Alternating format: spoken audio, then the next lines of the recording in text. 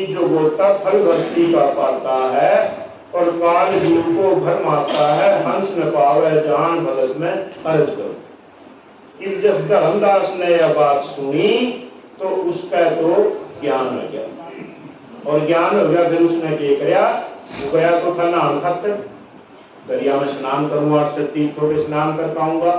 फिर जो कहा कि पाखंड पूजा सब ही छाड़ी, ना मन चाहा तीर्थ नहाने को। उस जल में फिर स्नान करने की उसकी हिम्मत नहीं पड़ी, और सब पाखंड पूजा जो है वह छोड़ दी, और उल्टा घर को लौट गया तज वृंदावन बरसाने को।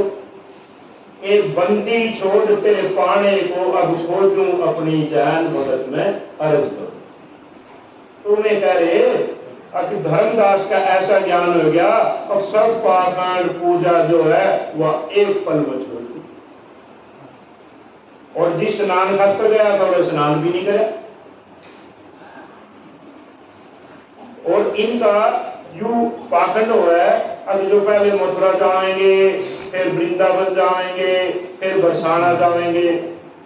बरसाने में रुकेंगे, एक राधा जो है वह हुए की बेटी थी, और बरसाने में जो बरसाने के आदमी है वे ऐसा सुनिया, अब वे ना राम का नाम लेते ना कृष्ण का लेते, वे तीसरा ही जाप करे राधे राधे, कोई मिलेगा तो उसमें राधे राधे, उनका तीसरा ही सिस्टम।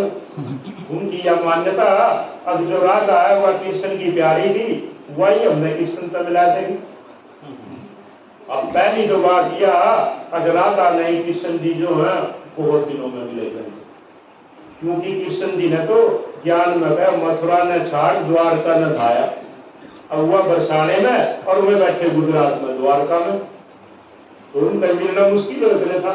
और जो मिल भी गया फिर के ऐसी अनहोनी बात होगी, कितने आदमियों की कितनी लड़कियों तय औरतों तय बात हो।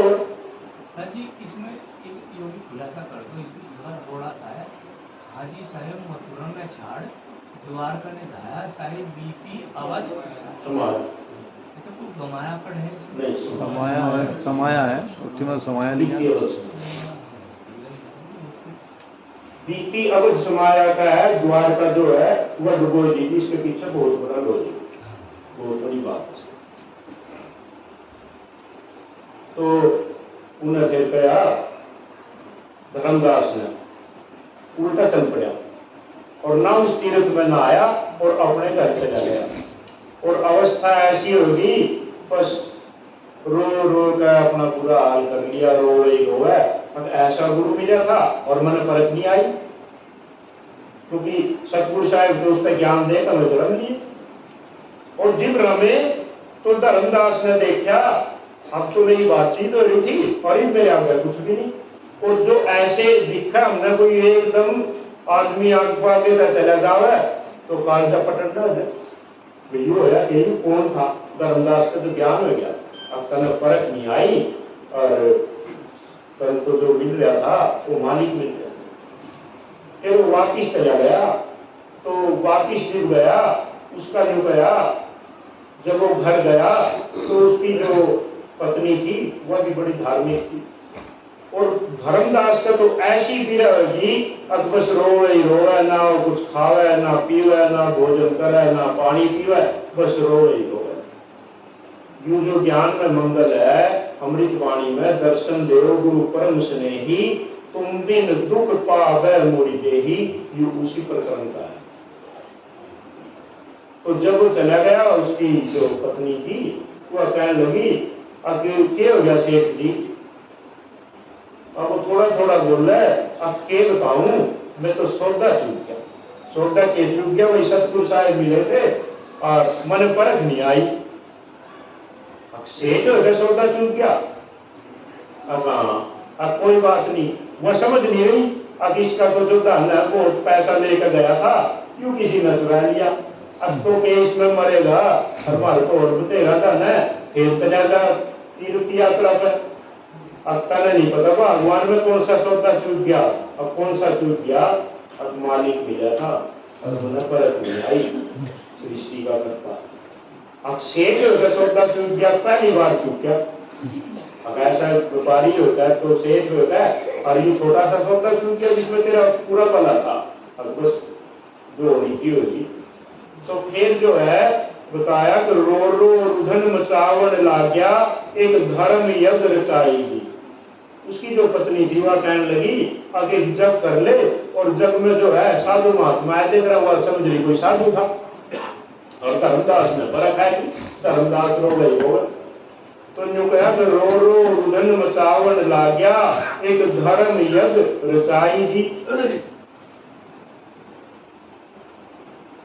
दीन दयाल दया के सागर आके सूरत दिखाई जी।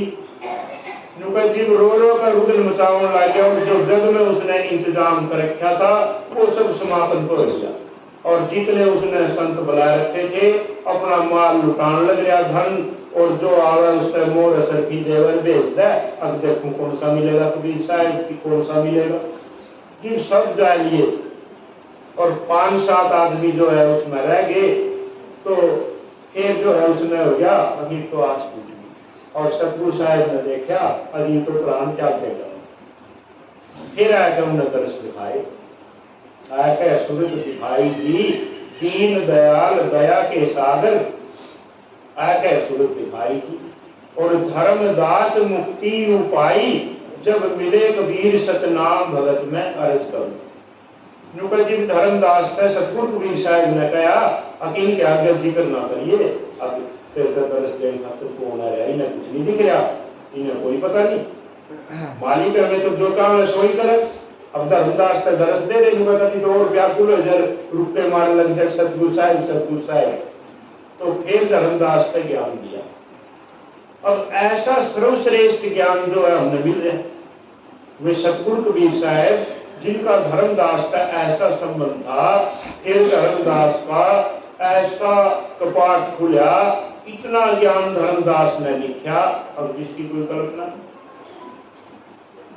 और जो ऐसा था फिर उसने, वो जो गुरु ने कहा दैनी अब छोड़ना नहीं चाहिए, झूठे गुरु को तजत न कीने कानी।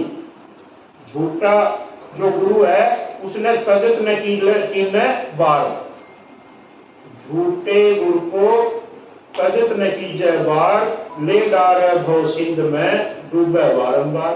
जो झूठा गुरु बना रखा उसने छोड़ने में बार लगानी नहीं चाहिए, तुरंत छोड़ दो, नहीं जो है ऐसी जगह डुबोएगा और बारंबार जो है 84 में ही बढ़ना पड़ेगा। और एक सुबह वाणी पढ़ी थी बाबा दास की रचना,